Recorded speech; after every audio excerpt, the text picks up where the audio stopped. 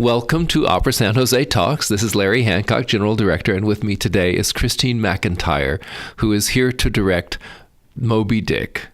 And this is a co-production with 5 different companies. Opera San José is just one. Utah launched the thing. It's also Chicago, Pittsburgh, and Liceu in Barcelona. We're thrilled to be part of this, and I have to say thank you to the Carol Frank Buck Foundation who turned us onto it. She pointed me in the direction of Salt Lake, and I flew out and saw it and was thrilled. The day before the opening is when we got our award letter from the Buck Foundation. Phenomenal. And so I called in the TD and said, "Can you go to Salt Lake City tomorrow?" So we came out, and he sat on the stage during the performance, and I sat in the hall in various places. I found little spots to be around the room so I could see it from here and there. And I was thrilled. I have to say, I saw the world premiere production when it played San Francisco. And I was sitting there with Corey Dastour, our artistic planning director.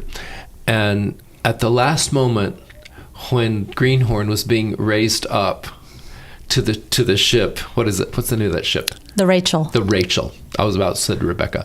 The Rachel. And he says his final words of the opera, and she burst into tears. Oh, sweet. Because it had been building up like a dam, right? Yeah. And finally, there it is. The line that suddenly you realize who you're this waiting guy for. is. I knew then it was something that it needed a smaller production. It needed a production that people like you could do, and so the rest of us can share in this piece and the glory of the story. So. And I think this new production is really quite wonderful and telling, and I love the look and shape and feel of it. We're having a big dinner on the set. Great. The night before opening. Great, so people can see the map up close, because of course the picture on the walls of the set is the map of the journey of the Pequod. Yeah. It's the once annual General Director's Dinner. It's a hard thing to get. It's a hard dinner to put together because it's on the stage, and that's a challenge. Yeah, I can imagine. What set is up there? Right. You know. So anyway, Kristine, welcome to San Jose. Thank you very much. And I'm sure that our audiences are going to eat this up because I'm visiting all the rehearsals, not every single rehearsal, but I visit rehearsals often, and in every stage of development. And I have so enjoyed what I'm seeing. I think you have a brilliant cast. It's a lovely group of people. Most of them are new to it, so this is a huge challenge because it's just such a big piece, getting them into the storytelling, both musically and dramatically, but then also just in terms of the bigness of the show, the complexity of the show with the chorus and the dancers and all the rest of it is a large task, but they are doing well. They're loving and we are powering our way through, which is great. Yeah. No, they're having a good time because a lot of these guys are brand new to me. Yeah. They're having company debuts, role debuts. The last show we did, Pagliacci, basically everybody in it was having a company debut and a role debut. Right. I think everybody but Pepe. They were all brand new to this thing, which makes it exciting for me. Mm-hmm. And I think it makes it exciting for our audiences. Absolutely. It's bringing a lot of new talents that you would not necessarily see because this kind of a piece attracts different sorts of artists, different sorts of voices, perhaps, than one might have in other opera scenarios. And Jake Heggie, it's our first time to do a Jake Heggie opera. Yeah. And I've done lots of them. Yeah. Is there one you haven't done? I haven't done the 2 newest ones because they're still in their sort of initial phase, but I have done new productions of all of Jake's other major works.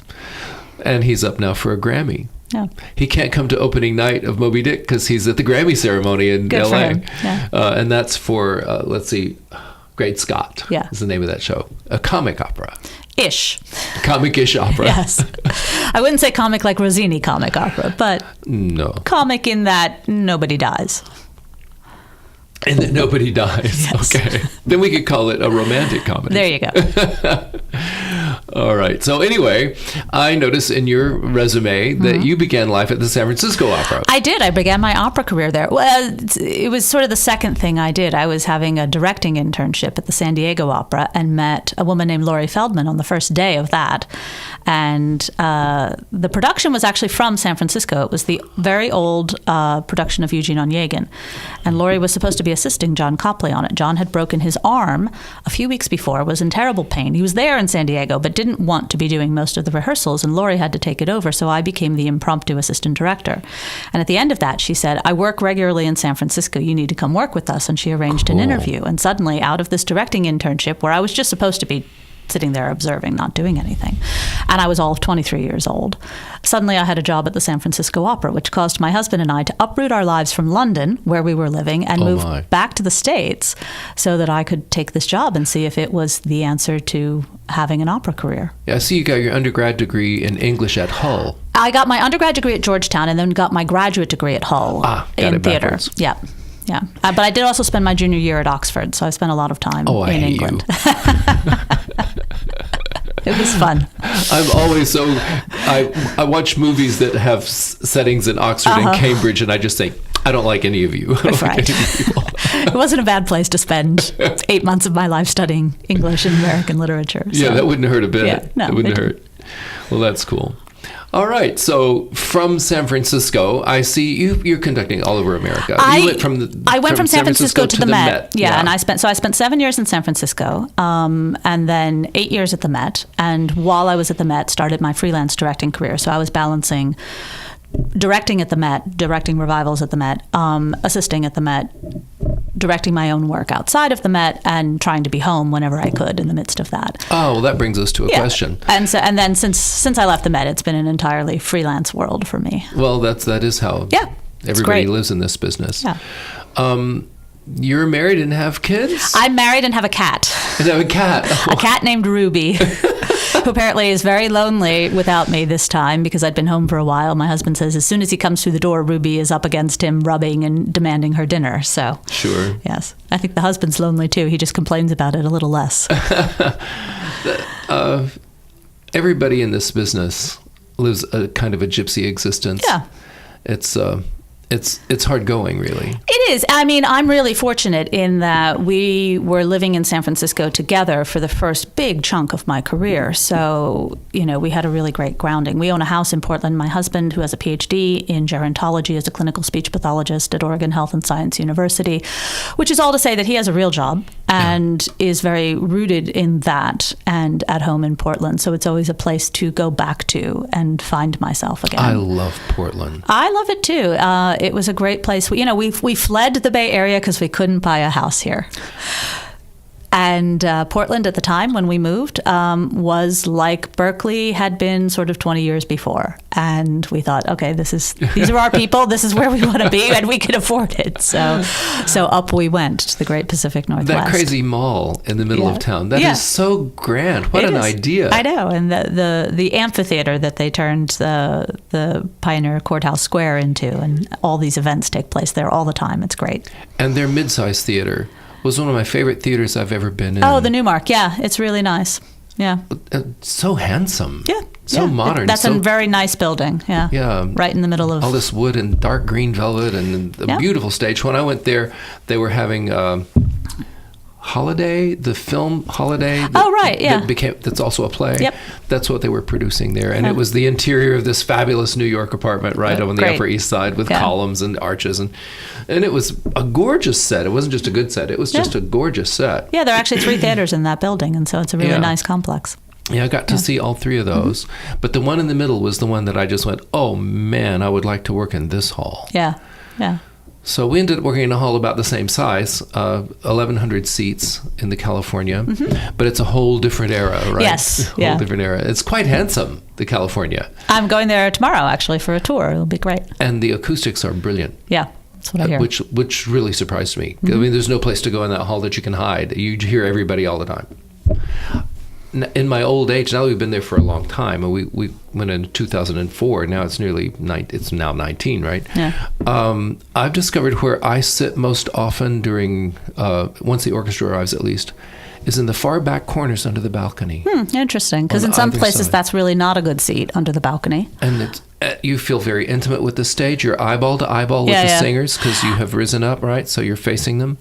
And the sound is marvelous there. Yeah, I hate sitting up in balconies. It's so funny. I know a lot of people really love that perspective. And because I spend my life rehearsing eye to eye with the singers 11 feet away, I find it a very strange transition when we actually move into the theater itself. It's funny how just 50 feet. Yeah, makes a huge difference to your perception of something. Yeah. And huge halls. People often come to me to say, well, I just saw this, whatever we were having on stage at some other company, and yours is so much better. Right, because it's more intimate and they can and see I have to and say, hear. Yeah. That's the wrong word. Better is the wrong word. It is not better. They had the most famous conductors in the world in their company, the most famous singers alive, the most famous stage directors alive, any amount of money to create a scenic effect, any amount of money, really. I mean, beyond our wildest dreaming. So we are not better, but we are different. And I think the big difference is a combination of the time we spend in rehearsal and in technical rehearsal, right? The basically 21 days of staging rehearsal. Yeah.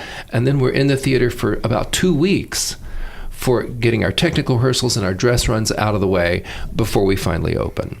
And that rehearsal period shows. Yeah. I'm convinced of it.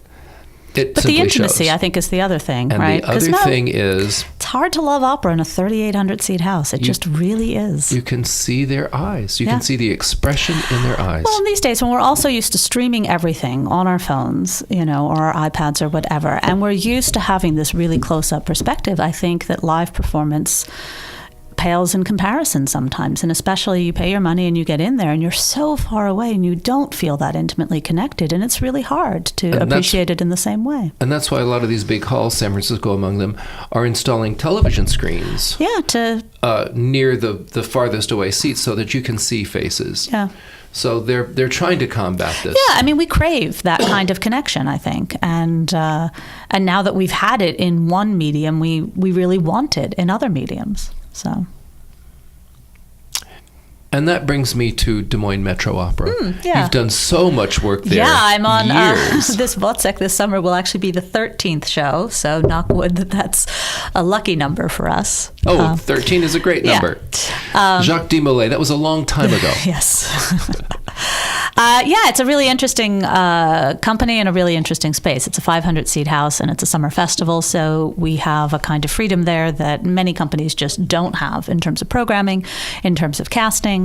And Michael Eagle, who runs the company, has sort of taken that football and run with it. And it's been great fun to be part of that kind of expansion of the company's artistic horizons. And pretty much we're checking pieces off of my directing wish list. So that's really quite lovely when you get asked, what do you want to do next? And you can actually answer the question truthfully rather than trying to modulate it to what you think some general director wants to hear. When we first opened Opera San Jose, it was my dream to do a summer festival of world premieres. Wonderful. There's so many operas being written. Oh, it's great. I mean, last year, Opera America says last year there were 48 new works in America, which is amazing. And to do a summer festival, and the cool thing about San Jose is now, we didn't have the theaters then, but we've got them now. Right. We have the California, which is 1,500 seats. We have the Hammer Theater Center. That theater has about 500 seats, a little tad more than that. And then we've got the Montgomery Theater, which is 500 seats. And the Center for the Performing Arts, which is thousands, okay? So one could do on the same day 4 different operas of 4 different natures. It's amazing. And there's so many new works out there. Yeah, you could have your own South by Southwest or something by doing it, yeah. And one would advertise internationally for that because the local audiences, I don't think, have a great deal of interest in new work. That's always the work that has the least ticket sales for us, even when they're great, even when it's Silent Night, which is, I think, one of the finest compositions I've ever been witness to. Even that,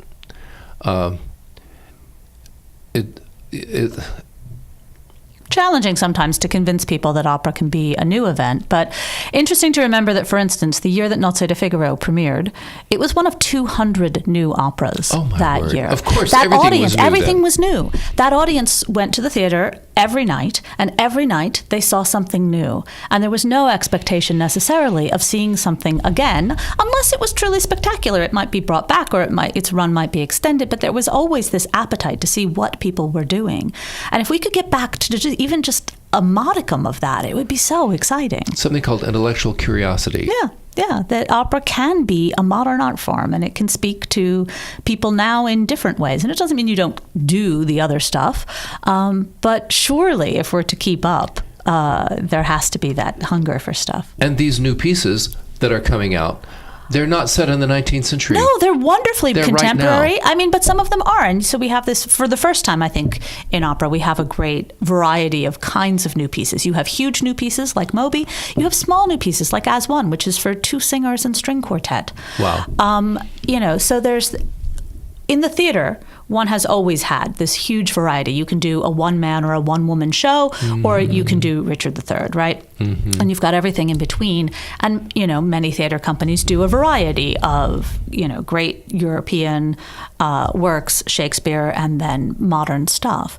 In opera, we have for so long had such a tiny little sliver of that particular pie. And now finally it feels like we've got more choices and we can program according to the size of the theater, the desires of the company, the voices of the young artists in our programs, all of that, which is a delight. I don't think we take into account the actual history of opera in America. No, we do a tiny little bit written from 1798 to 1900. I'm actually talking about the works. I'm talking about what happened in America with opera. Before the Great Depression, there were opera companies everywhere. Mm-hmm. We had several in the Bay Area. Nobody knows that the Met had a major rival in New York City until the Great Depression.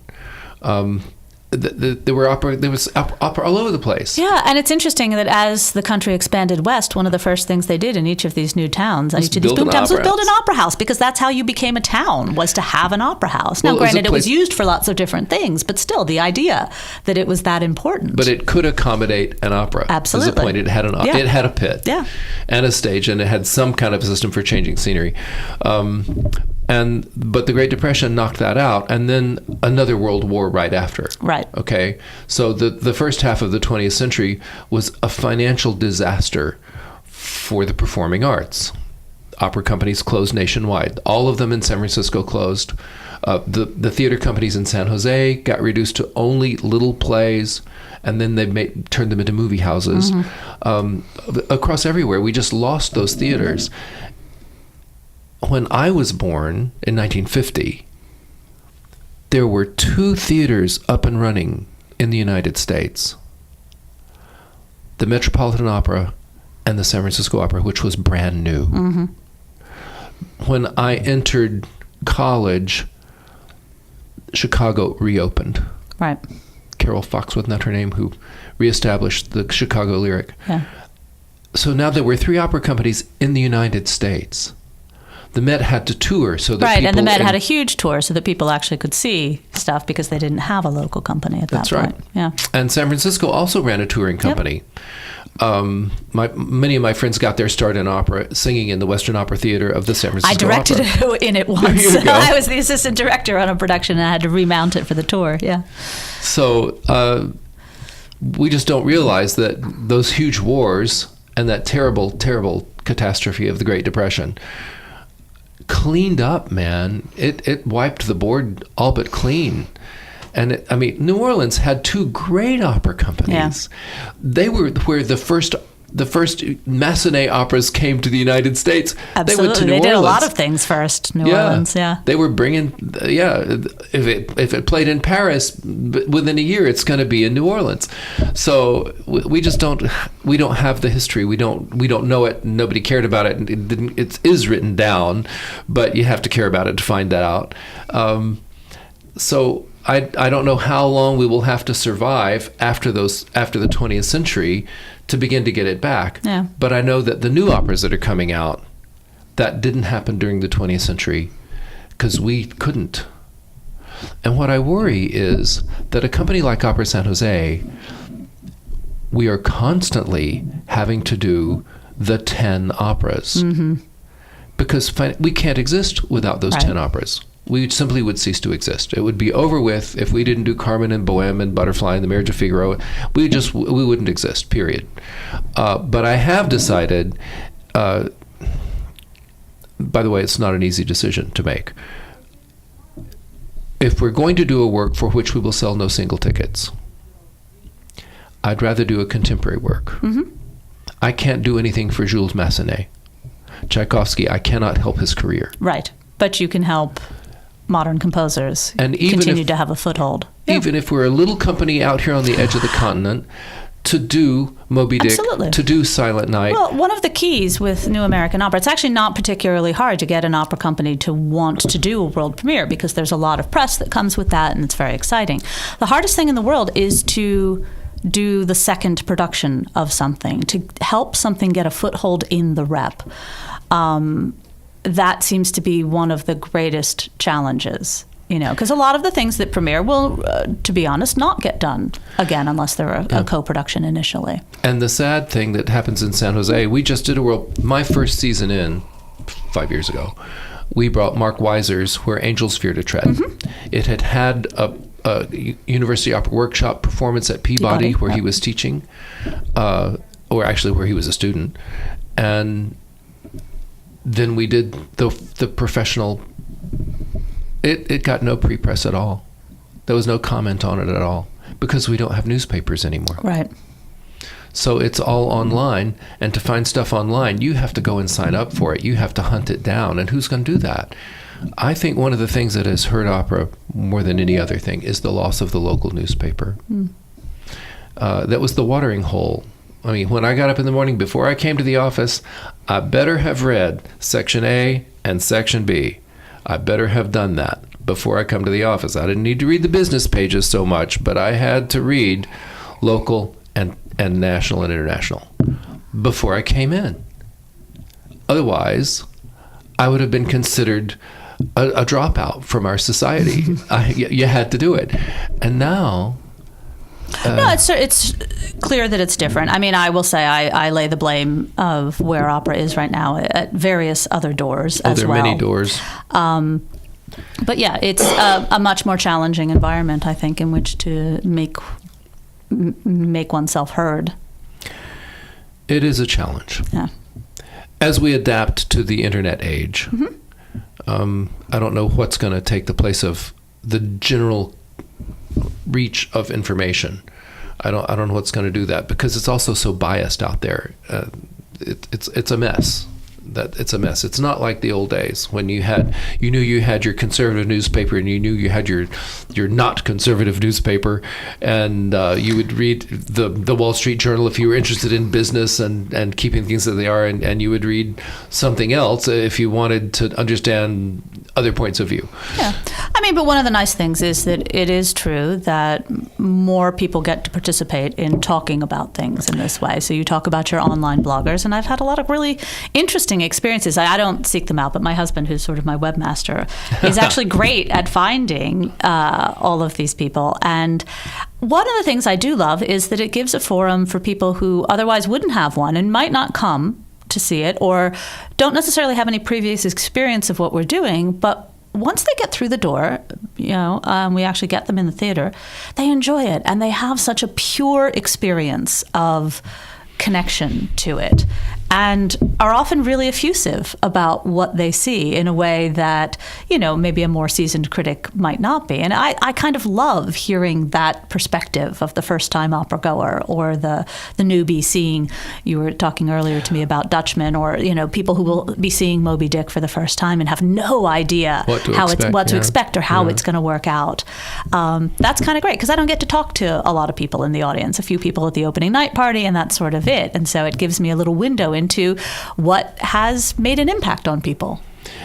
I think that's grand, but my problem is nobody reads those blogs. I mean, a handful of people will see these things, whereas before in the San Jose Mercury News, in the days when they ran reviews of performances and announcements of upcoming performances, hundreds of thousands of people saw it. And now I don't know how many it would be, maybe just hundreds of people. And for some of them, I have a feeling that hundreds of people would be on a good day. So the reach into the community to let them know what's happening. There's now a decoupling that has happened in that chain, and I don't know how it will get fixed, or if there's a workaround that we'll find some other method. We certainly do a great deal of online communication with our audience, but how do we reach people who are not in our audience is the difficulty. That's a problem. But we've gotten all sideways here. I was present for the place where you started because of Mark and Amy. Yeah. And what a joy that was for me. Just could you chat? Our public, some of our public will know who Mark Weiser is because he wrote Where Angels Fear to Tread. By the way, he's going to be here on the Friday of our symposium. Yeah, he just wrote to me actually and said, I'm going to be there for the symposium. And I said, I won't be because I'll already have left by then, which is a shame. Yeah. But that was just happenstantial. Yeah. He just sent me a note saying, hi, Amy and I are coming up. And my marketing development director, who's putting on the symposium, he said, well, invite her to be on a panel. Yeah. So, okay, fine. And he can come. So that's very cool. At any rate, the place where you started, man, that's a story that needs to be told. It's a great piece. So this is a 84-minute, maybe in the new version, kind of 88-minute new opera. We did the world premiere of it at Portland State a couple of years ago, and then recently did the professional premiere down in Los Angeles. Mark, the composer, and Amy, his wife, who is the librettist, she's a wonderful playwright and screenwriter, produced it themselves. And it is the story of a young screenwriter named Meredith who is having a really tough time, has sort of lost her way artistically. She's writing a bad Twilight knockoff, and her work is interrupted one day by the sound of it. Yeah, by the sound of a weed whacker in her front yard. She goes storming out to tell this guy to shut the weed whacker off so she can go back to writing her thing. And discovers not only that he is a human being that shouldn't be spoken to in that way, but through a series of conversations that he is a refugee and a former professor of Latin American literature, and that they share a common love of magical realism. And his family has all been killed. And we find out later in the piece that his family has all been killed because he stood up to a drug cartel. But in the course of it, it allows Meredith to explore the notion of this kind of mentor-student relationship with him, what literature used to mean to her, and how, as a writer, you get back to writing the stuff that you're supposed to write rather than the stuff that there may be a market for. There may be a market for, or that your agent wants you to write. There's a wonderful scene, a cocktail party with the agent is great.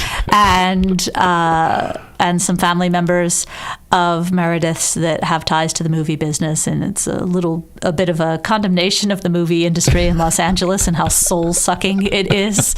And in the end, Meredith has to make a choice about who she wants to be. What kind of a woman she wants to be growing forward, what kind of an artist she wants to be moving forward. It was such a satisfying close. It's a really lovely piece, and Mark and Amy are marketing the hell out of it, and I really hope somebody else will pick it up and do it, because I think it's a really great look at stuff. Meredith's a wonderful character. We don't have a lot of female lead characters in modern opera like her. So that character is a delight to develop with someone. And it is wonderful to see her go from one kind of person to another kind of person. I mean, at the beginning, she fits right in with this LA crowd, kind of. I mean, she sort of bitches about it, but it's not so, she's sort of one of them. She's aligned with them because she sees that's her way to make success. And her agent tells her what to do, and she listens at the beginning of the opera, and by the end, she hangs up on her agent, which is, a sort of great arc to watch somebody come to. And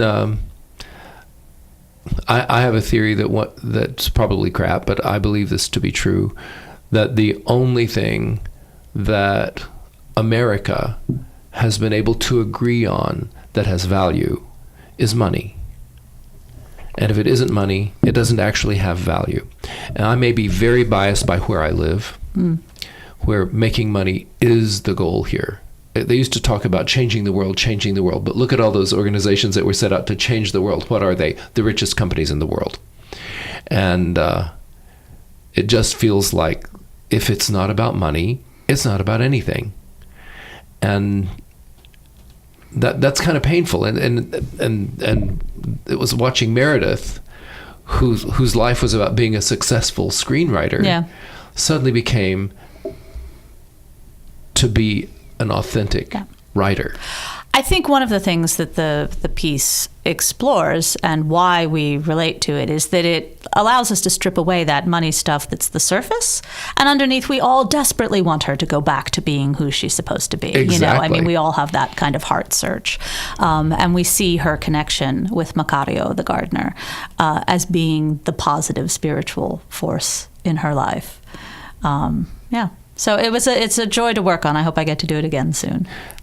A short enough evening Absolutely. And yet, impactful. The whole audience, we were all standing up screaming at the end of it. Everybody's just crazy and it goes for straight through, no intermission, which is my favorite kind of arc to give for a modern audience. And so it's, it's independent film length. Yeah, it was marvelous. Which is exactly, I think, the right place for it to be. I guess we need to wander into the ocean.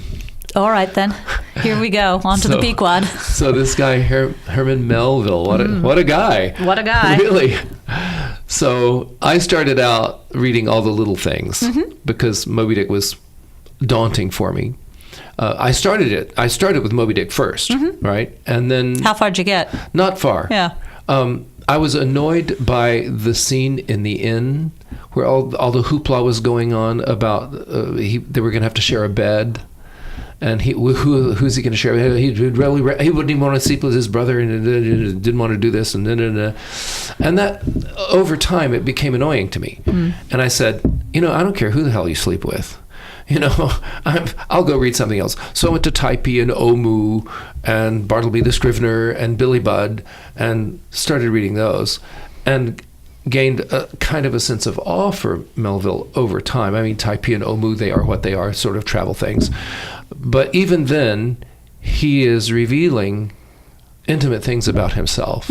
Absolutely. Kind of in code, but I don't think it was truly in code. No, and I think it's easy to overinterpret some of that. There's a lot of debate about exactly what he was talking about. So, the interesting thing is that Moby-Dick is very early and Billy Budd is very late, and they are very different Melvilles. And in the course of, reading and dealing with those books and the operas based on them, you come to an appreciation of the difference between Melville, the young man filled with enthusiasm who has so much to say about the world, so much so that he writes a very big book, a very unfocused book at times, and Billy Budd, which is slim and perfectly structured and to the point, and he labored over every word, constantly correcting because he had one last story he needed to tell, one last thing he needed to say. I love the thing. Yeah. Yeah, it's beautiful. And to know that Melville's had lost both his sons by the time he writes Billy Budd gives you a very different kind of focus when you're reading it, and to realize how much of it is elegy for his dead children. And how sadly those losses were. I mean, the one child to lie way out in San Francisco. Alone in a hotel room, dying of fever. The other commits suicide in his room in the family house. Yeah. At the age of 18, I think. Misery. And Melville devastated by both of those things. But the young Melville writing Moby-Dick is full of possibility. He's got enough distance from his own whaling adventures that he is the omniscient narrator of the book rather than experiencing it as Ishmael experiences it. But at the same time, you can still feel his enthusiasm for the people he encountered, for storytelling itself, for whaling and the craft of whaling and the adventure of whaling, and what it means to be the kind of revolutionary writer that he sort of set out to be, and to be mocking the big institutions and to sort of be taking them on in the way that only somebody at that age, I think, really kind of feels in their bones. He was a brave guy. Very brave. I mean, the book is very critical of American society, of religion in various guises. Of race relationships in the way that most people in America understood them. He had such a different experience of whaling, which was a very democratic occupation, and encountered so many people that he had to come to terms with the difference in their backgrounds. And came to love and understand them, and it changed him as a human being. And he loved the islanders. Absolutely. And it's, it's very much perhaps like somebody going into the army and having an experience of encountering other Americans that they really wouldn't otherwise, and then fighting with these people and becoming sort of blood brothers with them. Where meritocracy matters. Where meritocracy matters, where it's skill level. And on a whaling ship, it was about skill level. And that actually, yes, one is annoyed at Ishmael at the beginning, but it's about his transformation from that really annoying, kind of stuck up, almost millennial child, if you will, to somebody who has learned how the world works and where he wants to be in it. And the other trick for folks is one should understand going into Moby-Dick that there are long chapters that are historical. Yeah. The history of whaling, what a whale is, where whales are cited in all of literature, all these kind of things. And they're annoying unless you understand why they're there. Exactly. Yeah.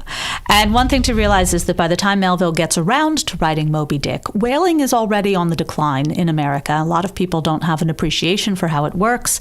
It doesn't have the economic impact that it had once had. So Melville found himself kind of defending it as an occupation and trying to tell people things about it that they never knew, that they took for granted, where this wonderful clear oil that they use in their oil lamps comes from, and really had no idea of the heartache and the backbreaking work that went into the danger that went into harvesting that oil from whales. Yeah.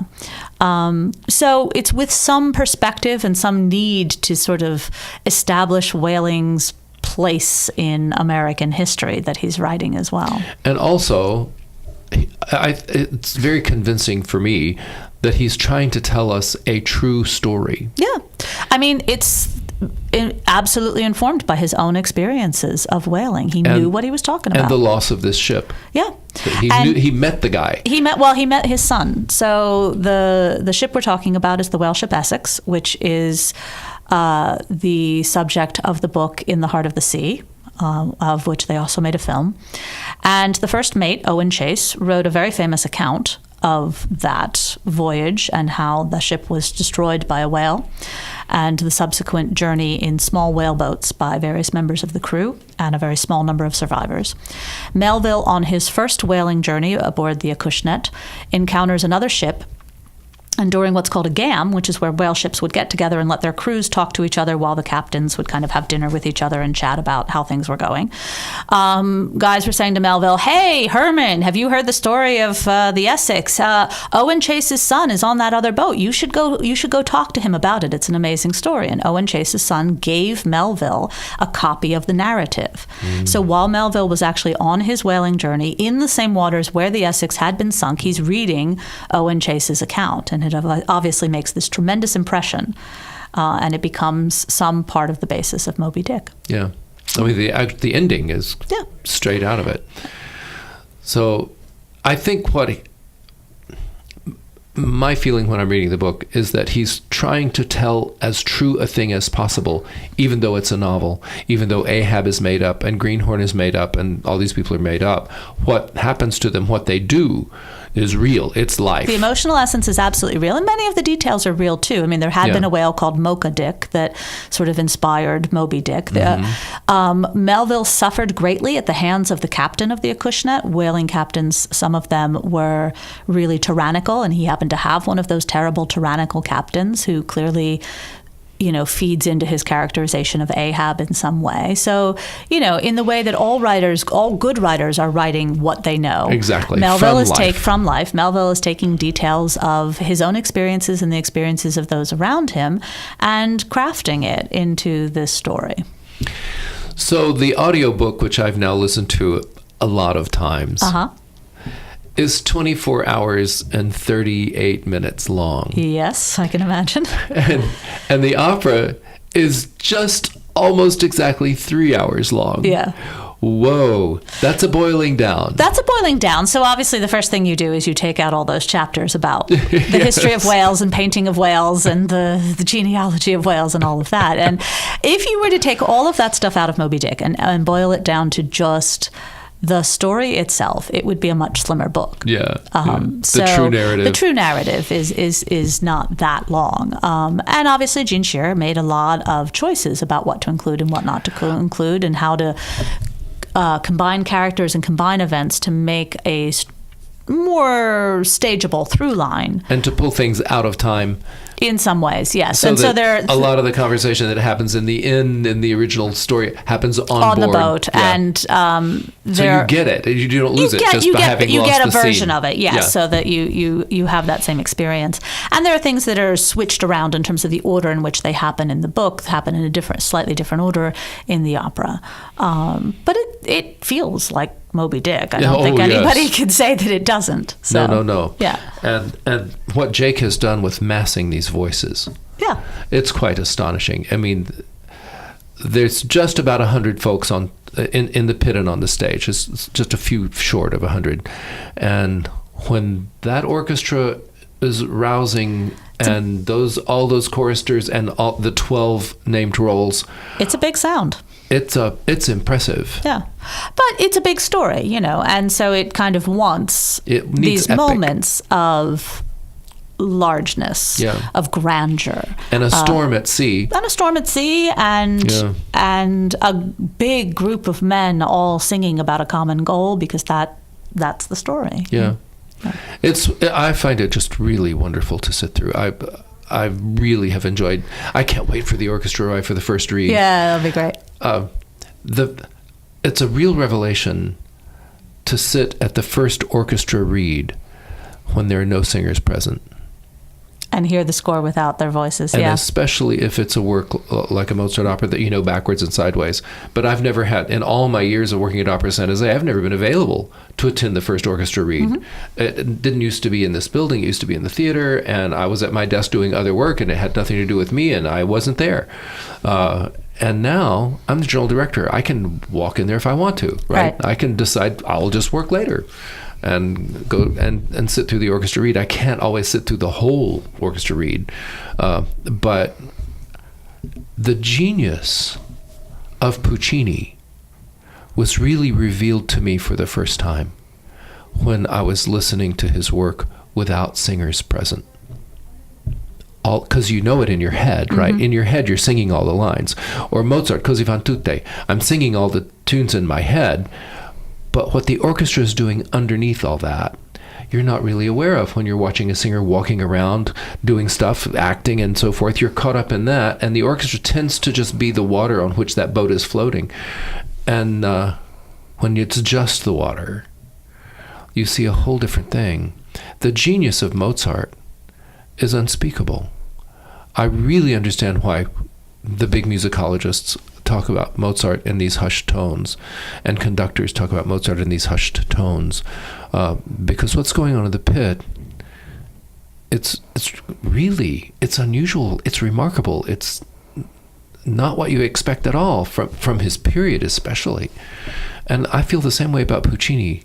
Anybody who thinks that Puccini was writing small stuff, they don't know Puccini. That's big stuff. Even Rondine, which we just did a couple of years ago. Even Rondine, which is a very slight story. It's not slight in the pit. That he treats it like he would treat any great thing in the pit. It's carefully done and brilliantly done. So I'm looking forward to that read-through. That's coming soon. And then we'll have everybody together on stage. Indeed. Not long after that. Yeah. And that's going to be the real revelation, isn't it?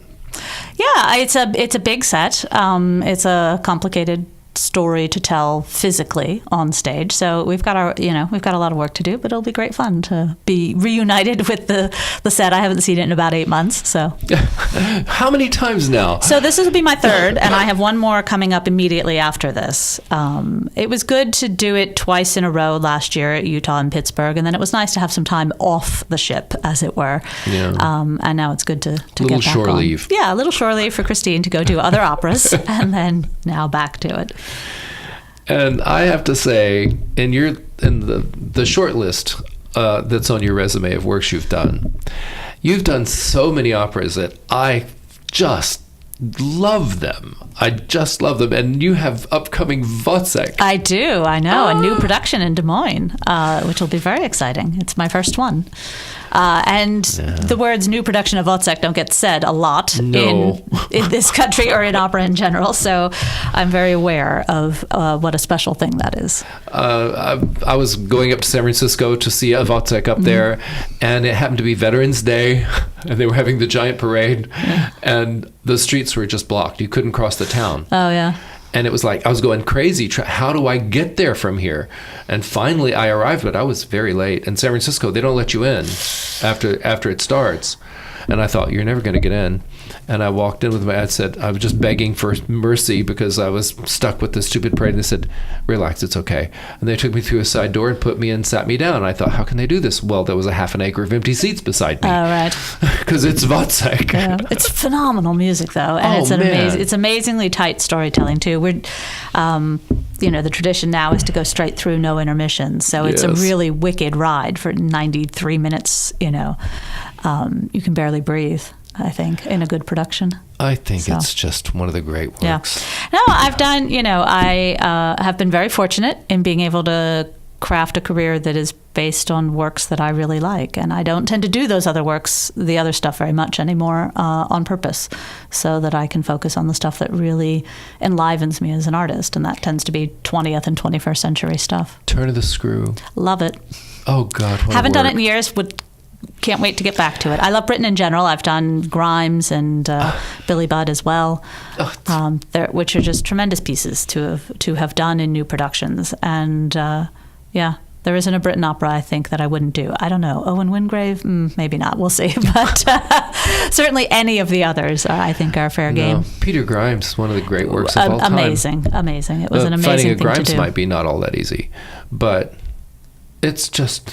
No, these are great works. Spectacular works. And Grimes we did in Des Moines, and so that piece in a 500-seat house is... first of all, very loud, but also just really interesting. One of the things about doing work in a smaller space is they reveal themselves in different ways. Billy Budd reveals itself in a very different way in a small space than it does on a big stage. I have to say, I've seen many Billy Budds, and it didn't talk to me. Yeah, but it might if you were very close to it. And then I saw it in Santa Fe. Yeah. And I had 20 people. I took 20 people to Santa Fe to see some operas, and there was Billy Budd on there, and my past experiences were not the best.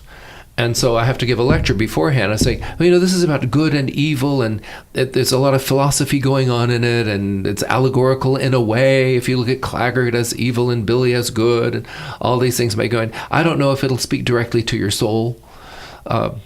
Like we had just seen some more operas that did speak rather directly. And I said, but, give it a chance and listen to it. We'll talk about it later. And it was the best thing we saw. Yeah, of course. I think it's an amazing amazing human story. And, if the characters are properly portrayed, I think it really takes you someplace. And Captain Vere, what a creation. Yeah. He is challenging to understand and interesting to follow through the course of it. And Britain's choice to make it a memory play, so it's Vere who's telling us the story. But, Britain often has this device of the unreliable narrator. You don't quite know whether to believe what he tells you about what happened. And that's really fascinating, That's a very modern device as opposed to a Melvillian kind of narrator where everybody's telling you everything they know and you're meant to believe it. You're meant to acknowledge that the narrator speaks truth. Well, I'm so looking forward to this. Kristine, thank you for coming and very doing welcome. this. We've just chatted about all sorts of things, yeah. absolutely. And even a cat named Ruby. And even a cat named Ruby, who hopefully will stop terrorizing my husband while I'm gone. I'll be home soon, Ruby. I've got one more opera right after this, and I'll be back. Well, once again, thank you for being here. I've so enjoyed your participation here. It's been a great pleasure thus far, and I can't wait for people to see Moby-Dick on stage.